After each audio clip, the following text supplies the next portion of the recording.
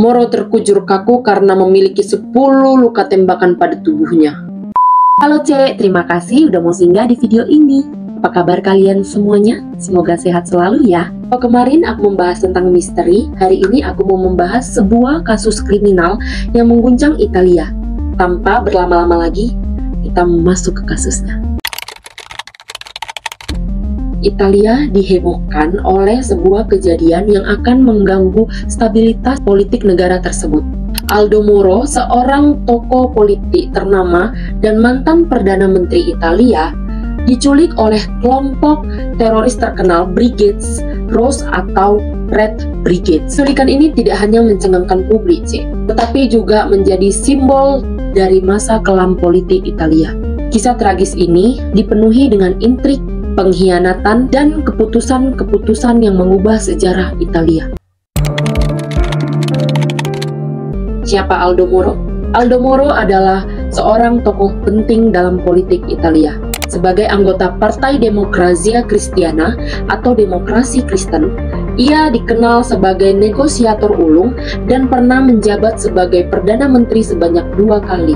Moro juga memimpin inisiatif untuk memperbaiki hubungan antara Partai Demokrasi Kristen dan Partai Komunis Italia, sebuah langkah yang sangat kontroversi pada saat Perang Dingin.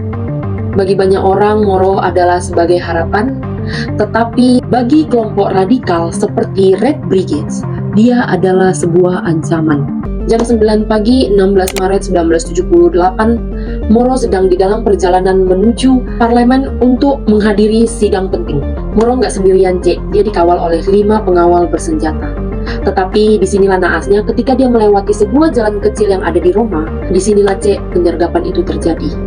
Anggota Red Brigades menyamar sebagai anggota kepolisian, menyerang konvoi tersebut dengan senapan otomatis. Menunggu lama, Cek, langsung rata itu semua pengawalnya Moro. Dan kemudian anggota Moro berhasil menculik Moro. Hah? Kok anggota Moro?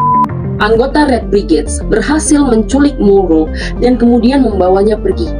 Setelah penculikan, Moro ditahan di sebuah lokasi selama 55 hari, Cek.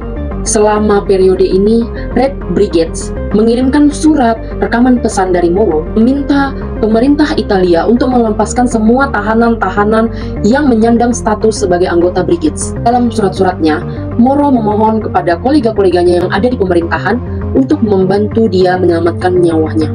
Tapi sayangnya permintaannya tidak ada yang dikabulkan, Cek. Pemerintah Italia menentang keras untuk bernegosiasi kepada teroris. Hasil, karena tidak ada hasil negosiasi antara anggota Red Brigades dan pemerintah Italia, pada tanggal 9 Mei 1978, tubuh Aldo Moro ditemukan di sebuah bagasi mobil Renault merah. Moro terkujur kaku karena memiliki 10 luka tembakan pada tubuhnya. Bus terparkir tepat di antara kantor Partai Demokrasi Kristen dan Partai Komunis Italia.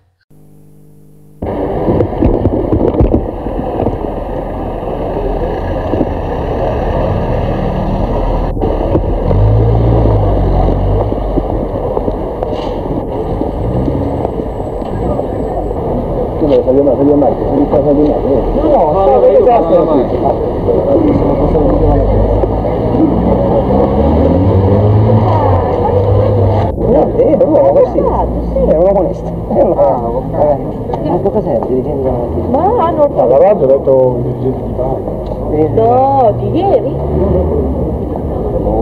Che dice io?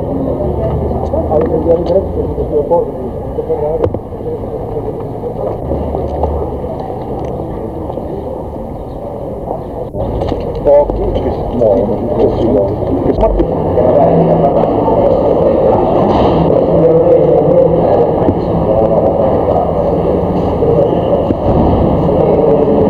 Lokasi penemuan tubuh Moro dianggap sebagai simbolis kegagalan kedua belah pihak untuk menyelamatkannya.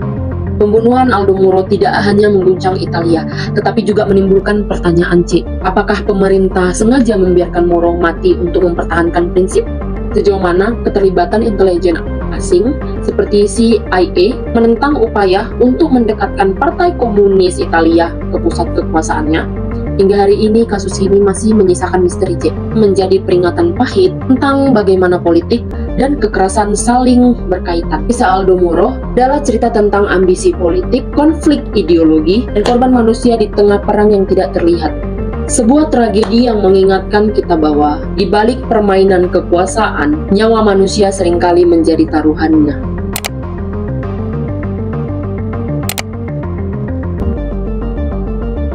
Kira-kira apa menurut kalian yang paling mengejutkan di kasus ini?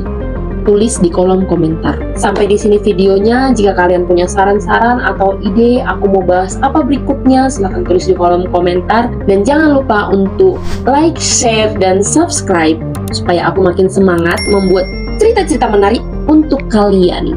Jangan lupa untuk klik lonceng notifikasi supaya ketika aku upload video baru masuk notifikasi di HP kalian. Ketemu lagi, Cek. Dadah. Se fosse possibile dire saltiamo questo tempo e andiamo direttamente a questo domani, credo che tutti accetteremmo di farlo, ma cari amici non è possibile. Oggi dobbiamo vivere. Oggi è la nostra responsabilità. Si tratta di essere coraggiosi e fiduciosi al tempo stesso. Si tratta di vivere il tempo che ci è stato dato con tutte le sue difficoltà. Camminiamo insieme perché l'avvenire appartiene in larga misura ancora a noi.